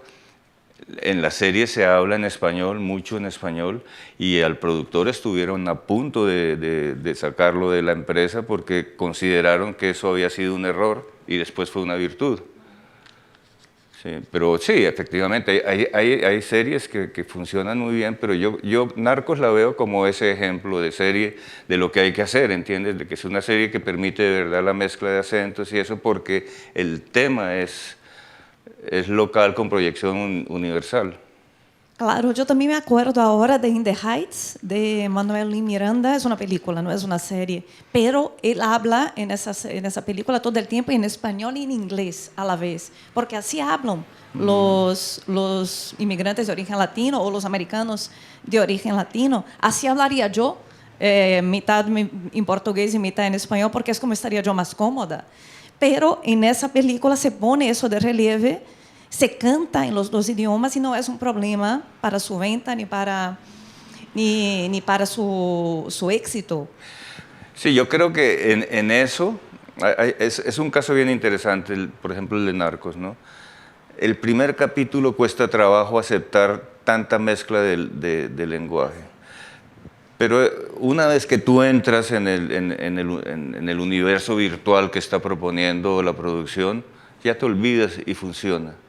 Pero ese riesgo no lo toman, que yo conozca, solo lo han tomado los de Narcos. En el resto de la serie siempre se está intentando justificar por qué una persona tiene acento, por qué un mexicano en Colombia, porque no sé, porque el mundo es grande y uno va donde le da la gana. No, tiene que justificar que es un periodista que está trabajando, entonces, y de pronto eso no es funcional en la narración. Cierto que seguramente tuvo es que Clara Ferragni, la influencer italiana que tiene más de 11 millones de seguidores, de hecho si no ha salido en bolsa, su firma está a punto, la recomendó. Entonces yo creo que, y algo parecido, no con el caso de Ferragni, pero está pasando con Élite, que ha casi alcanzado niveles de La Casa de Papel en la difusión mundial y sobre todo en algunos mercados bien difíciles de penetrar, pues el estadounidense y europeos algunos y latinoamericanos, ¿no? Entonces yo creo que quizás en este recolocamiento que estamos viviendo entre la necesidad de una televisión en abierto, porque hay franjas enormes de la población que no pueden acceder a la televisión de pago por diferentes razones, entre el despegue imparable de las OTTs y las diferentes modalidades de VOD, yo creo que las redes, por llamarle de alguna manera, están jugando un papel importante, porque el boca a boca tiene una dimensión prácticamente universal. En Brasil, Neymar habló de Casa de Papel, y Casa de Papel es un éxito absoluto en Brasil. Mi madre la ve, mi hermana la ve, o sea, es tremendo. Joan. Sí, la verdad es que quería hacer como tres preguntas, una cada... ¿Puedo? ¿Me das permiso? Okay. Hay una cuestión de las que ha planteado Quique, que es qué es lo que pasa con la segunda generación de latinos en Estados Unidos y cuál es el momento que tiene la cultura latina en Estados Unidos. Entonces, bueno, tú tienes el dato de que hay, y eso es así, como un rechazo de la identidad latina. Es verdad que eso tiene que ver con un cambio en la clasificación de fronteras que hizo la administración Trump, que pasó a denominarse de distinta manera el que tenía origen latino. Pero yo creo que ha sido muy, muy importante el periodo Trump, digamos, la presidencia Trump y la influencia que ha tenido, porque ha sido muy agresiva con respecto al mantenimiento de la cultura latina y de la cultura en español en Estados Unidos.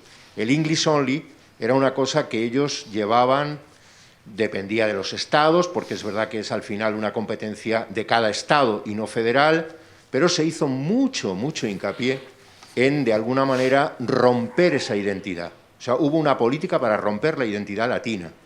Entonces yo creo que hay que esperar un poco a ver la coyuntura Biden cómo funciona, porque ciertamente puede recomponerse de alguna manera esa identidad latina que está realmente mal. Sí es verdad que lo que son elementos de cultura popular, como pueden ser las series, pues bueno, no parece que estén teniendo una gran importancia. Pero hay otra serie de elementos de carácter económico que sí que la tienen, o incluso de carácter de comunicación. Los medios de comunicación en español están, digamos, subiendo en Estados Unidos. Es decir, hay comunidades que valoran eso. Y empieza a funcionar también el dominio del español como una ventaja competitiva para determinados trabajos, lo cual es realmente importante. Es decir, la gente no se identifica con el español, sino con el inglés, porque es la manera de estar integrado, pero cuando dicen hablo inglés, pero también hablo español, eso puede ser ventaja para un determinado tipo de trabajos. Entonces, me parece que es muy interesante ver cómo está evolucionando eso y cómo pueden funcionar ahí elementos de la cultura como pueden ser las series, ¿no? Es un poco... Es un tema realmente apasionante. Y me temo que muy complejo para tratar por la pluma en tan poco tiempo. La comunidad, como digo... Es que hay uno de los... Fernando, me está llamando. Vamos a ver si arreglamos. La población latinoamericana en Estados Unidos está en 62,4 millones aproximadamente ahora mismo, y lo cierto es que los hábitos, no solo de consumo audiovisual, sino los hábitos diarios, fluctúan mucho entre estados, entre comunidades, entre edades, entre países de procedencia. De esos 62 millones largos, mucho más de la mitad son de origen mexicano. De esa población mexicana es cierto que hay una gran comunidad en Texas, pero sobre todo está en la zona de California, que es todo lo contrario de lo que pasa con la segunda mayor comunidad, que son cubanos, que está más en la zona de Miami. Lo cierto es que intentar sacar una foto promedio es realmente arriesgado, de hecho es inexacto por naturaleza, y de hecho pues necesita un estudio muy concienzudo. Últimamente hemos trabajado mucho en el tema de noticias, la información, lo que llaman los noticieros, ¿no? Los dos grandes polos, y de hecho son polos tan grandes que son a nivel mundial, Telemundo y Univisión, hasta hace días, literalmente días, tenían una estrategia diferenciada: público cubano, público mexicano, y me centro en el público cubano y público mexicano. Telemundo acaba de cambiar el presentador y el presentador de mediodía ya no es cubano, es mexicano, porque se han dado cuenta que si no buscan el banco de peces, o por ejemplo la expresión más grande, que es el mexicano, jamás van a liderar. Pero es difícil liderar o recuperarse frente a Univisión, que es de Televisa, que como tal, pues digamos que la influencia que tiene para el público de origen mexicano es gigantesco, ¿no?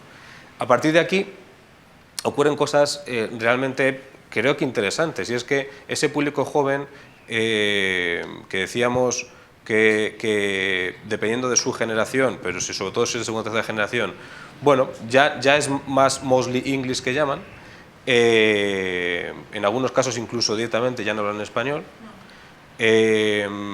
Lo que vemos es que, y esto va, otra vez, son datos de Nielsen, la medición es como es, y hay que tomárselo siempre con un poco así como de... A mí me gusta más entender la tendencia que el dato preciso, ¿no? Pero la tendencia lo que dice es que están dejando de informarse en medios latinos. Hasta tal punto que en el último estudio que fue antes de verano, que hicimos nosotros en GECA, lo que decía es que había más individuos mostly English que no eran de origen latino viendo noticias en español, porque de repente me interesa lo que está pasando en Cuba o me está interesando lo que aparece en Venezuela. Nosotros, de hecho, en ese estudio lo que hacíamos, y lo seguimos haciendo hoy, es analizar los noticieros de Media América segundo a segundo, identificando de qué se está hablando, quién aparece en pantalla, de qué temas se tratan, y comparando esto con las audiencias de Nielsen para ver realmente qué llama la atención. Esto es una herramienta básica para Televisa y para Telemundo y Univisión para saber oye, este tema tengo que evitarlo, este tema es potente, me trae público, este tema me trae este público, pero este me genera rechazo. Y lo que vemos es que, en general, y apunto un poco lo que decía Sergio, es que hay temas que, tienen que pueden tener un gran calado internacional, como puede ser lo que está pasando en Brasil, o lo que está pasando en Colombia, o lo que está pasando... Y estos temas, para segundas y terceras generaciones, han perdido interés. Y esto es una evolución que, si miramos el tiempo, la última década, digamos que no es una evolución muy declinada, muy acusada, pero es evidente. Y me temo que esa tendencia no parece que haya un punto de disrupción a favor o en contra con Trump ni con Biden. Creo que es una evolución que viene de atrás y es una evolución que tenemos que, bueno, desde la modestia que nos toca, abordar de una perspectiva, pues como decía también Conchi, es que hay que ofrecer contenidos de calidad y hay que generar esa propiocepción de lo que uno es de una manera más positiva. En esta sala imagino que todos somos latinos de algún modo y ninguno somos, o creo, narcotraficantes ni prostitutas. Es decir, es que es mucho más variado, es mucho más rico, no somos vagos, no estamos siempre, yo qué sé, bebiendo tequila, y es algo bastante más complejo, y yo creo que a veces nuestros propios clichés de nosotros mismos nos acaban perjudicando. José, a lo mejor tú lo has abordado con las diapositivas, pero yo quería hacer un hincapié en eso. Aquí en España casi no se ve subtitulados, ¿no? Se va el doblaje inmediatamente.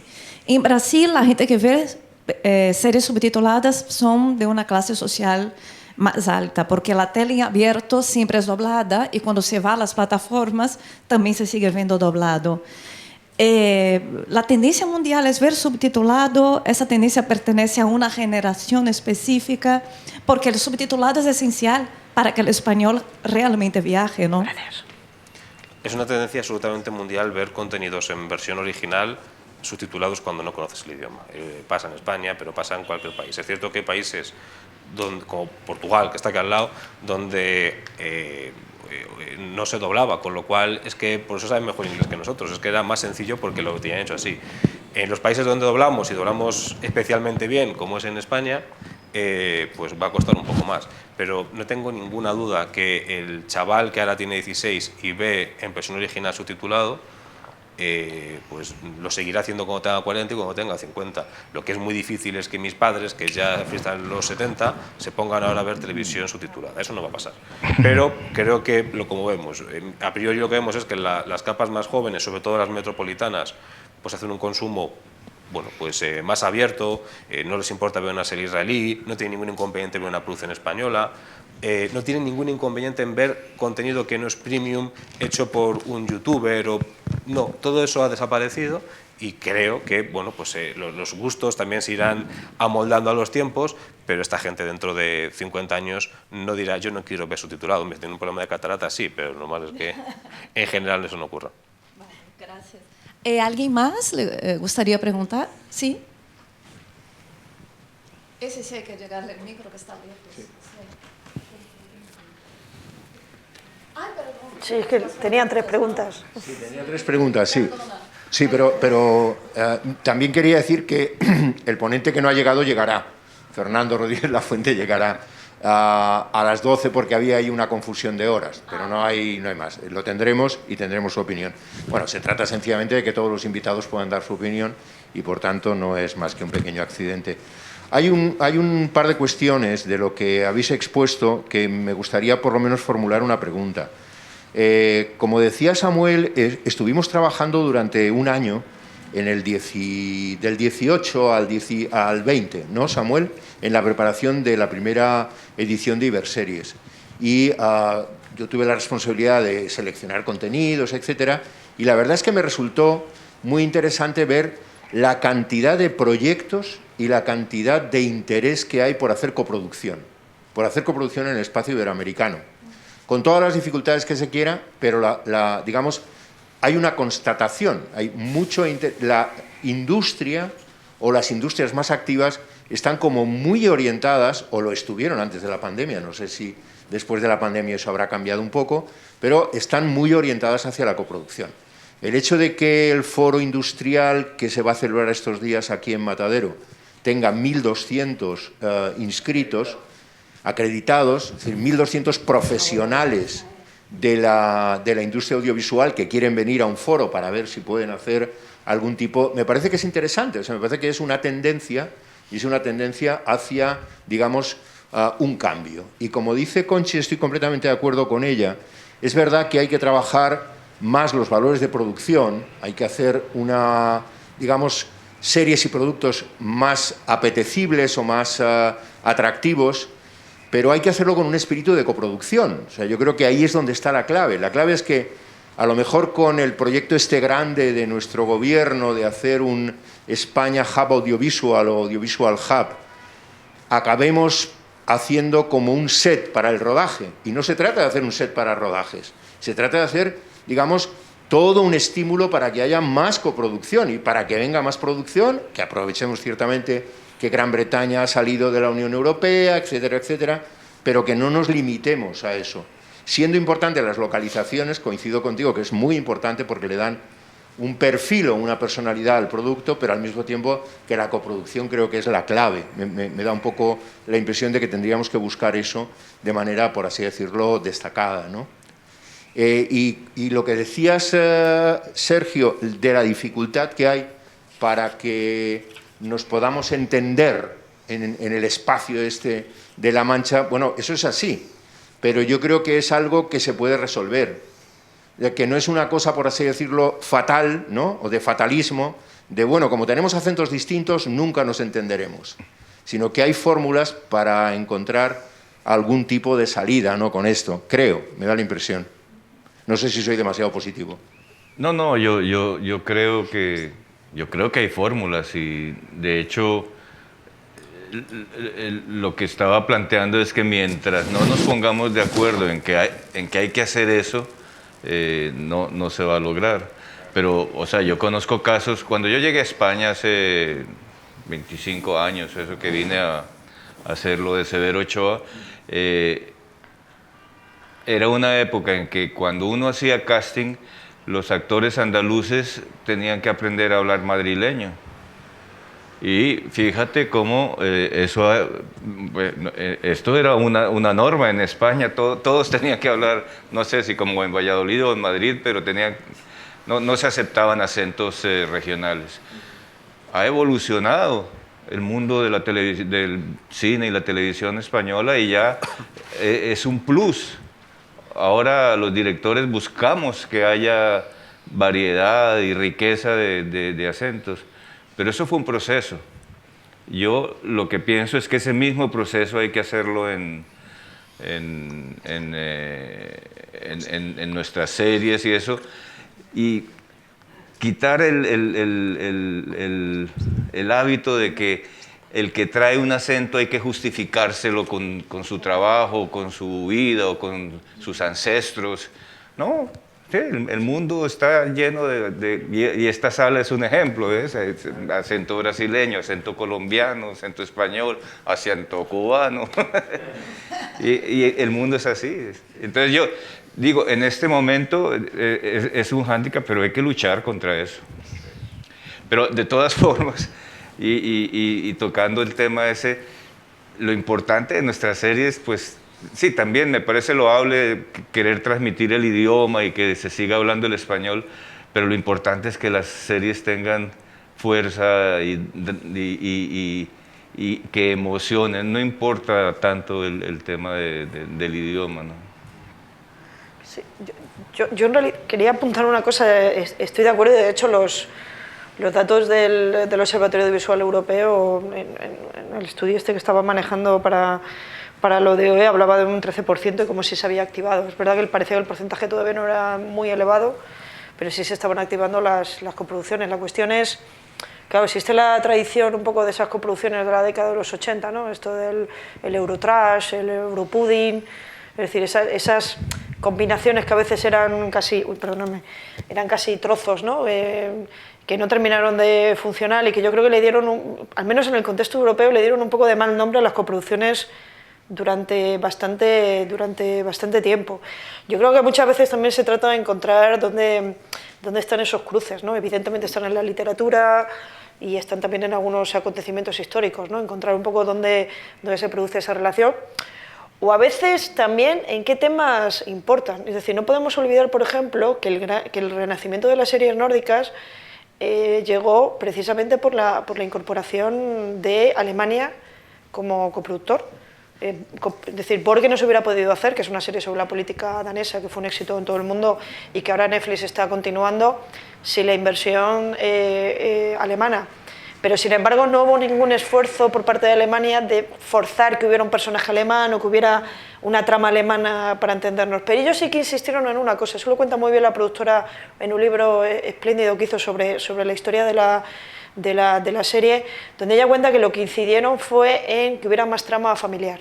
En la encarnación original de Borgen, la historia de la familia de la primera ministra no tenía mucho desarrollo, y ellos sí que insistieron mucho en que para el público alemán eso podía ser importante.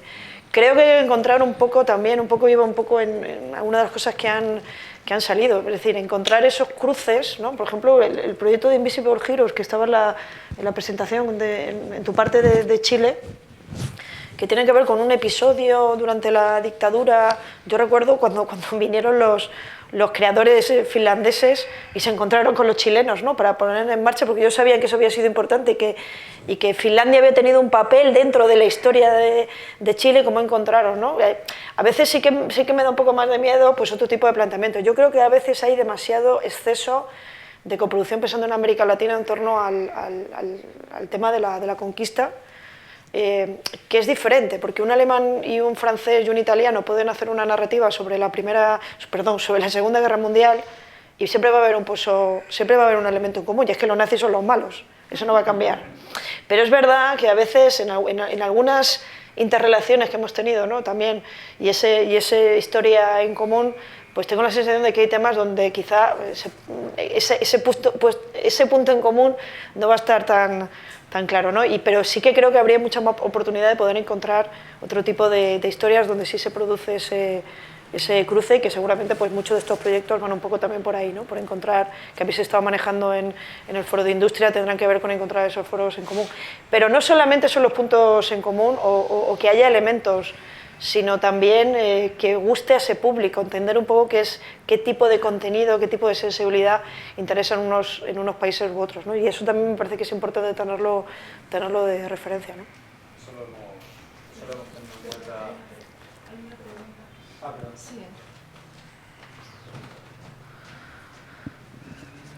Hola, gracias.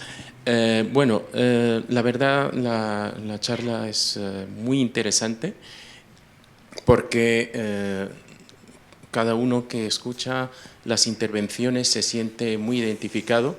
Somos, digamos, todas estas series de las que hemos hablado, bueno, personalmente las he visto, y mi pequeña observación es que el secreto del éxito que tienen todas estas series, Casa de Papel, Narcos, La cocinera de Castamar, Lupin, también no hay que olvidarlo, es para mí todas tienen un denominador común, que es la esencia humana, el humano, el ser humano.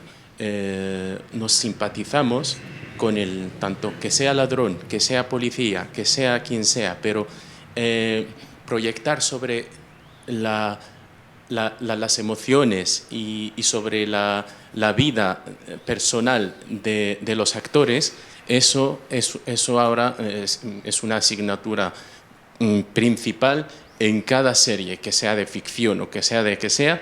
Cuando más haya carga emocional y carga humana, más posibilidades de éxito. También quisiera añadir el hecho de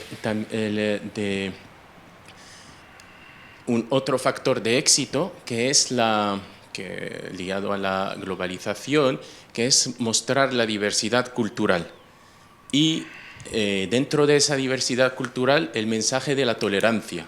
No importa el color, no importa la etnia, no importa la identidad, porque el humano es el humano. que sea colombiano, árabe, asiático, de cualquier religión o cualquier cultura, al reunirlos en un trabajo, claro, en el que se focaliza sobre esa esencia humana y sobre el carácter de tolerancia, eso, la verdad, para mí es un factor de éxito muy importante. Última observación es la representación visual de las sociedades y de las culturas y hasta de los países que ejerce esas series. Por ejemplo, en el caso de Narcos, es como un archivo, un documental para mí, de ver esa época negra de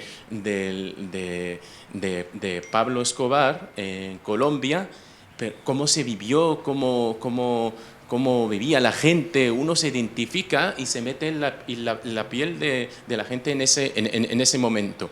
Tengo una propuesta, o sea, ideas todos tenemos, pero a mí me gustaría, por ejemplo, que los productores alguna vez se pongan dan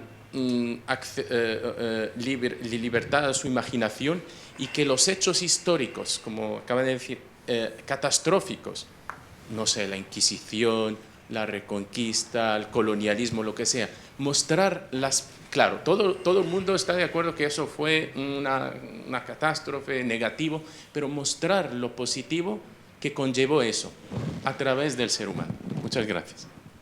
Gracias a ti, gracias a todos que habéis venido, porque se acerca la hora de terminar la mesa redonda. Me gustaría agradecer a Casa de América y saludar a su nuevo director, Enrique Ojeda Vila.